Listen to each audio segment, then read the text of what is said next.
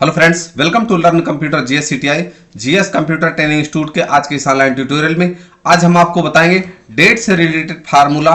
Date, time, date value, work day, इंटल, network days, E date, EO month, ये सारे फार्मूले आज हम सीखेंगे। हमारे पास एक प्रोजेक्ट की शीट हमने तैयार कर रखा है जिसमें से कि मैं यहाँ पर सबसे पहले वर्क डे की बात करूंगा।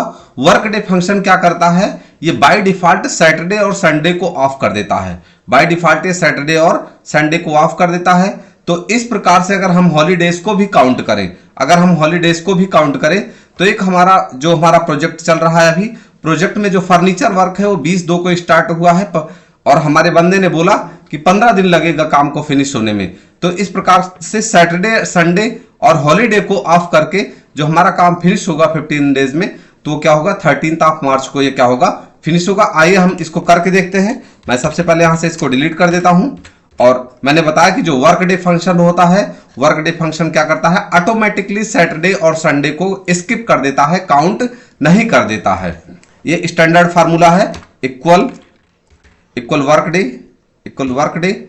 अब पूछ रहा है कि स्टार्ट डेट मैंने कहा कि 20 है, और फिर उसके बाद कह रहा है कि डेज कितने दिन में खत्म होगा, मैंने कहा 15 डेज में। और फिर उसके बाद कह रहा है कि हॉलीडे क्या है। तो इस तरह से मैंने एक हॉलीडे का इस महीने का लिस्ट बना रखा है कि हॉलीडे कब कब है। मैं F4 से डेटा को लॉक करूंगा ताकि जब मैं डेटा को ड्रैग करूं तो हमारा डेटा इधर उधर ना जाए। तो मैं यहां से सिलेक्ट किया, डबल क्लिक कर दिया, तो इस प्रकार से हमारा डेटा क्या हो गया है, आ गया है। वर्क डे फंक्शन अप्लाई हो गया है। जो हमारा इलेक्ट्रिसिटी वर्क है 2/2 को स्टार्ट हुआ था, जिसको कि 10 दिन फिनिश होने में लगे, 17/2 को ये क्या हो गया है, फिनिश हो गया है। और पेंटिंग वर्क एक स्टार्ट हुआ था 18 दिन लगाकर 27/1 को क्या हो गया है, ये फिनिश हो गया है। और नेटवर्किंग वर्क 12/12 को स्टार्ट हुआ था, 12/12/26 को, और 7 दिन की जगह पे 22/12/2026 को ये क्या हो जाएगा, खत्म हो जाएगा। और असेंबलिंग वर्क 10/1/2026 को स्टार्ट हुआ था, 12 दिन लगा के 19/10/2026 को क्या हो गया है, फिनिश हो गया है। तो इस प्रकार से जो वर्क डे फंक्शन होता है, वर्क डे फंक्शन क्या करता है, बाय डिफॉल्ट सैटरडे और संडे को ऑफ कर देता है। सेम ऐसे नेटवर्क डे है, वर्क डे इंटल है। वर्क डे इंटल फंक्शन क्या होता है, यूजर डिफाइंड फंक्शन होता है। वो क्या होता है, यूजर डिफाइंड फंक्शन होता है। यूजर डिफाइंड फंक्शन का मतलब ये होता है कि मैं जिस दिन को चाहूंगा उसी दिन को वीकली ऑफ करूंगा। आपने देखा वर्क डे में बाय डिफॉल्ट सैटरडे और संडे था, बट वर्क डे इंटेल में क्या करता है, यूजर जब चाहेगा तब छुट्टी देगा। तो मैं इसको डिलीट करता हूं और मैं यहां पे लिखता हूं equal work day intel start date. पूछ रहा है स्टार्ट, जो हमारा काम स्टार्ट हुआ 20/2 को स्टार्ट हुआ है, कॉमा डेज कितने दिन में फिनिश होगा, 12 डेज में।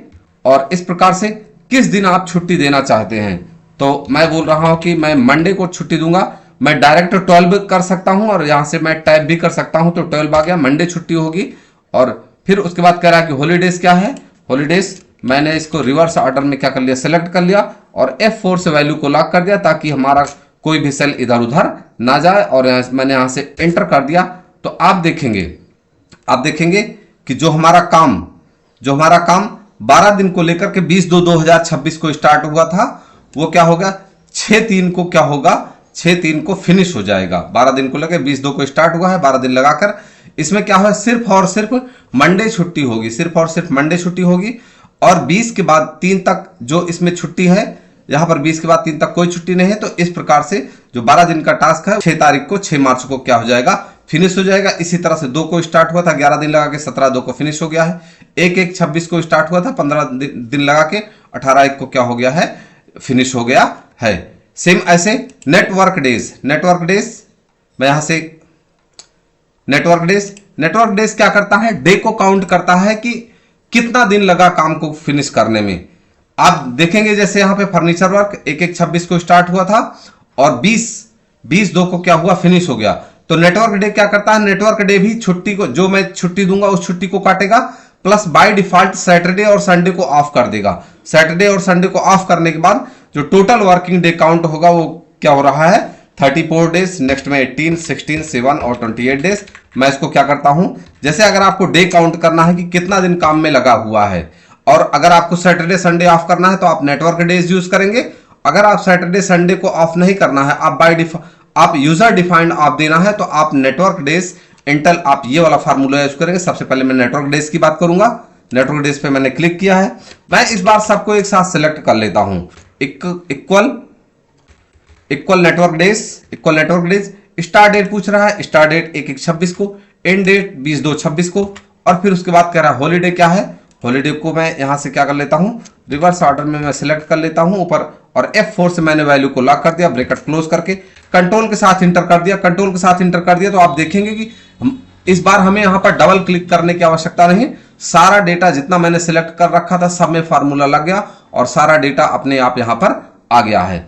सेम ऐसे थोड़ा सा फर्क है network days Intel. Network days Intel क्या करता है, ये यूजर डिफाइंड है, ये यूजर डिफाइंड फार्मूला है। यूजर डिफाइंड का मतलब यह है कि अगर मैं चाहूंगा तो अपने बंदे को मंडे छुट्टी दूं या ट्यूसडे, वेडनेसडे, थर्सडे, फ्राइडे, कोई जरूरी नहीं है सैटरडे, संडे, या मैं सिर्फ सैटरडे दूं या मैं सिर्फ संडे दूं या मैं कोई छुट्टी नहीं दूं, वो सारा नेटवर्क डेज इंटेल के अंतर्गत आता है। मैंने पूरा डेटा सिलेक्ट, पूरा जहां पे मुझे आंसर चाहिए वो पूरा मैंने सिलेक्ट कर रखा है। अब उसके बाद इक्वल नेटवर्क डेज इंटेल इस बार सिलेक्ट करेंगे। मैंने बता दिया दोनों में क्या फर्क है, मैं एक बार फिर से रिपीट कर रहा हूं। Network days by default Saturday और संडे को काउंट करता है, और नेटवर्क डेज इंटेल क्या करता है, यूजर डिफाइंड होता है। जब यूजर चाहेगा उसी दिन क्या करेगा, छुट्टी करेगा या छुट्टी देगा। स्टार्टिंग डेट, फिर उसके बाद एंड डेट, फिर उसके बाद पूछ रहा है कि ऑफ कर देंगे। मैं बोल रहा हूं कि इस बार मुझे ट्यूसडे ऑफ करना है।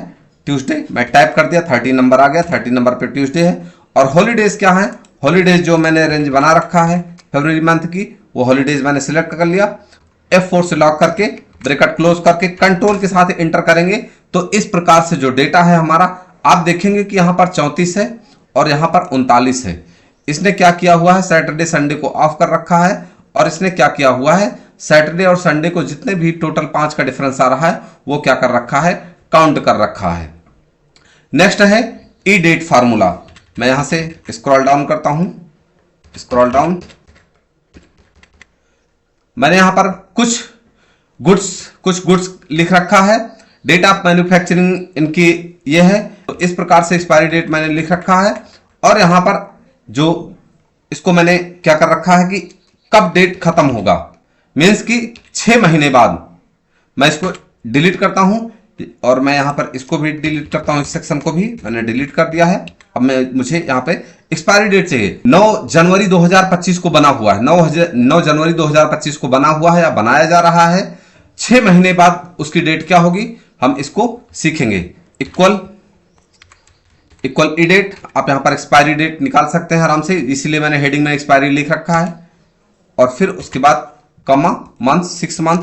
तो आप देखेंगे यहां पर क्या हो गया है कि जो डेट है वो 9/7 को हमारा जो प्रोडक्ट्स है वो क्या हो जाएगा, एक्सपायर हो जाएगा। अगर मुझे सारे को एक साथ चाहिए, सारे डेटा एक साथ चाहिए, तो मैंने पूरा डेटा सेलेक्ट कर लिया, F2 क्लिक कर लिया और कंट्रोल के साथ इंटर प्रेस कर दिया। कंट्रोल के साथ इंटर प्रेस कर दिया तो आप देखेंगे मैजिकली सारा आंसर यहां पर क्या हो गया है, एक साथ में आ रहा है। सेम ऐसे मुझे प्रीवियस, अभी मैंने यहां पर नेक्स्ट 6 मंथ का आंसर निकाला, अगर मुझे प्रीवियस 6 मंथ का आंसर चाहिए, मैं इस बार फार्मूला थोड़ा सा चेंज करूंगा।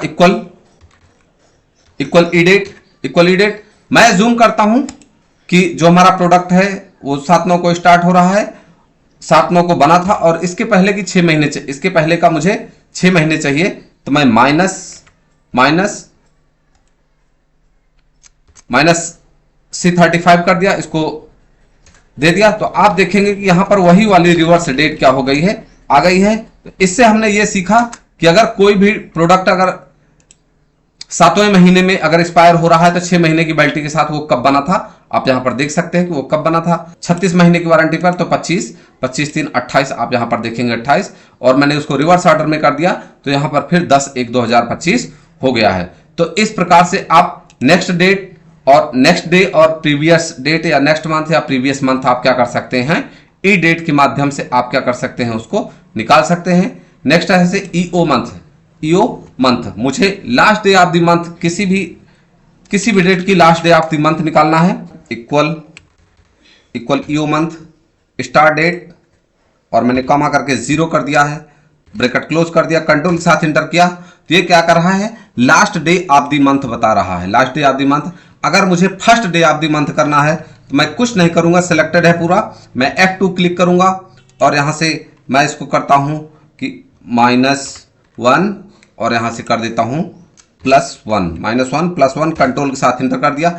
तो आप देखेंगे कि जो भी ये डेट है, यहाँ पर 9 जनवरी है, 9 जनवरी को अगर मैं देखूंगा फर्स्ट डेट क्या है, तो फर्स्ट डेट 1 जनवरी है। यहाँ पर 10 जनवरी, 11 जनवरी, 12 जनवरी है, तो यहाँ पर 1 जनवरी, यहाँ पर 13 फरवरी है, तो 13 फरवरी को यहाँ पर 1 फरवरी है। अगर मुझे इसी का, मैंने बोला कि अगर मुझे इसका मुझे लास्ट डेट देखना है, तो मैं यहाँ से दोबारा से करता हूँ इक्वल, मैं यहाँ से पूरा डेटा सेलेक्ट कर लेता हूँ, इसमें से बार बार मुझे क्लिक करने की आवश्यकता नहीं पड़ेगी। Equal EO month, start date, और फिर उसके बाद कॉमा 0 करके ब्रैकेट क्लोज कर दिया मैंने, 0 ब्रैकेट क्लोज, कंट्रोल के साथ एंटर कर दिया है। और मैं इसको यहाँ से डेट फॉर्मेट में कन्वर्ट कर दूंगा। मैं यहाँ से गया, शॉर्ट डेट में कर दिया। तो आप देखेंगे कि यहाँ पर जो यहाँ पर बेस डेट है, बेस डेट का लास्ट डेट और बेस डेट का यहाँ पर फर्स्ट डेट ईओ मंथ के जरिए हम क्या कर सकते हैं, निकाल सकते हैं। ये हमें बता रहा है। नेक्स्ट है डेटेड इफ फार्मूला।